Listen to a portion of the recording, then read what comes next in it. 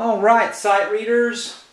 Today we are looking at the interval of a second. All right. Now this is getting into a little bit of music theory, but don't let that scare you. Music theory is just understanding the language of music. It's kind of like if you can pronounce Spanish. Okay, if you can read a book and you know all the rules of pronouncing Spanish correctly, and it's really not that hard, and you can pronounce all the words, but you have no idea what you're saying. Think of how much more it would mean to you when you're reading out of that book in Spanish if you understood what you were saying. That's what music theory does for you and how it helps you. And we're going to use just a little bit of that when we're sight reading here, understanding the interval of a second. Now a second means distance, okay, from one note to the next.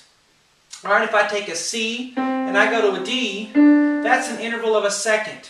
Or a D to an E or an E to an F. It's two consecutive letters, all right? Now let me show you something else. If I look at the letter here, C and D, and if I were to put a sharp on that D, and make it D sharp, you might look at that and say, well, that's not a second anymore. That's a third. That's bigger.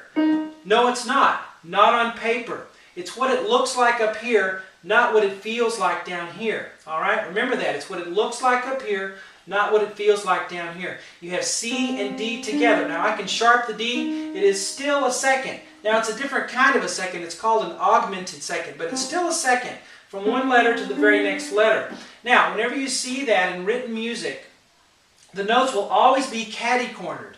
Okay, you'll have one note, and then the next one will be off to the side because they're so close together you can't put them on top of each other like line, line, or space, space. So you can pick those out whenever you see them. And whenever you see them, what I do, I've noticed this whenever I play. I used to be a horrible sight reader, awful. Then I retrained myself. And I've kind of analyzed the way that I look at music. When I see a second, I hone in on that first note. Because you ever notice the lower note in pitch is always first. It's to the left, and then the other one is to the right, a little bit higher. I always hone in on that first note, and then the other one's a no-brainer because it's right next to it, okay? So if I see these two notes, and I see B is first, the lower note, then I know a C is right next to it. So, okay, but the first thing my mind does is go to that note on the left, and I know the other one's just right next to it, okay? And again, right here I'm giving you a taste of what's on my website. I've just added 4 more lessons to webpianoteacher.com. 4 more lessons, and they give you all my tricks and the things that I do and give you all kinds of help on playing intervals of a second here. I'm just giving you a taste of it here, but let's continue on with the lesson.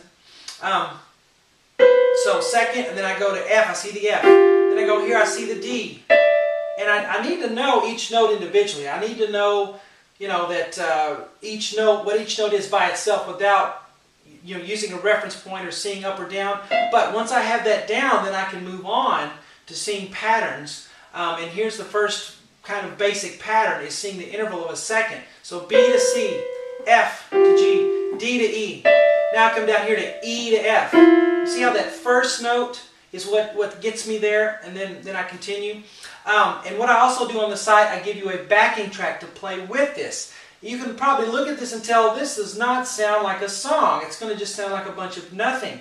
But we do that because we don't want you to memorize it. We don't want you to use your ear and memorize, because then you're not sight reading anymore. Okay, sight reading goes out the window. That ear kicks in, and we just quit reading the music. We don't want to do that. We want to continue to read and work that part, that musical part of ourselves that is the sight reading part. Okay? So that's why we're doing something that's not a song or very memorable. But if I play with you, listen to this. Alright, if you were to play with me, I do a backing track on the lessons on the website, on the website. But listen, I'll give you a taste of what we do on there. Ready, go!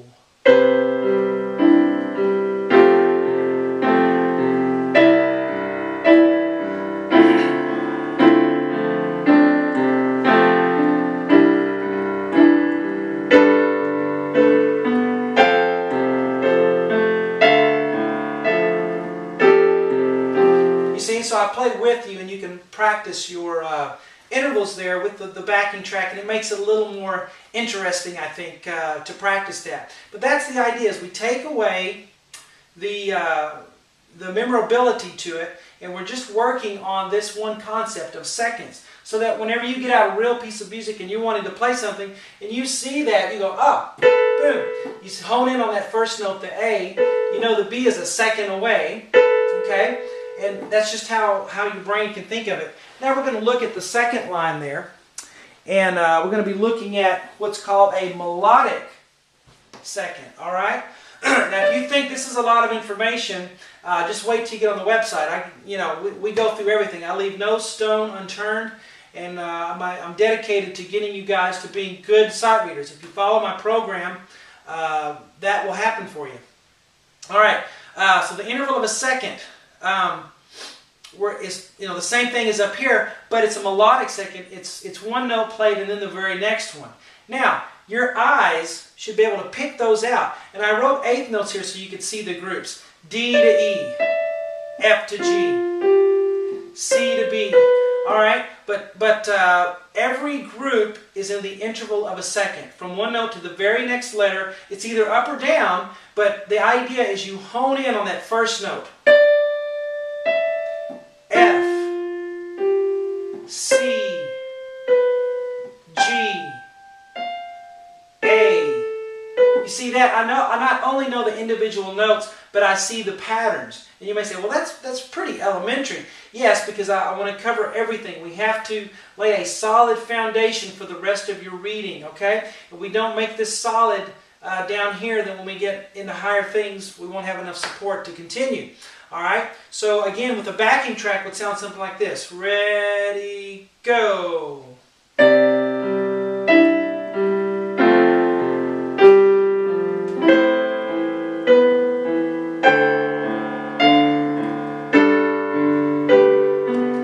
So it kind of makes it a little more interesting to play if you have a backing track with it. And I give backing tracks. I actually have 4 exercises that we go through extensively. And I give you the tracks for all of those. And this is all my own stuff that I've come up with that I've found that works to help people learn to sight read. So I hope you enjoy it. Check out my website. If you can't, you can still get something out of these lessons. So I hope that happens for you. And I'll talk to you guys later.